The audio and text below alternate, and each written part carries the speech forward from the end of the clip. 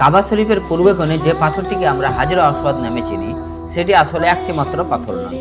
হ্যাঁ, আজ যে কালো পাথরটিকে আমরা দেখি তা কয়েকটি ছোট ছোট খণ্ডে বিভক্ত। এটি স্থাপিত আছে পবিত্র কাবা শরীফের পূর্বে কোণে।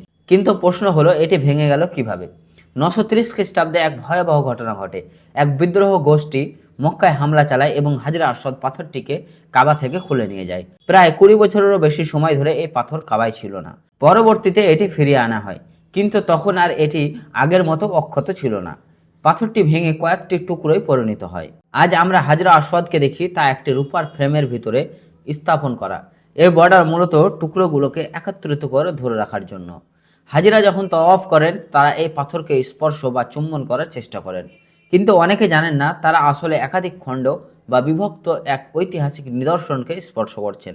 কত শত বছর, কত আক্রমণ, কত ইতিহাস, তবুও এই পাথর আজও কাবার কোণে স্থির হয়ে আছে।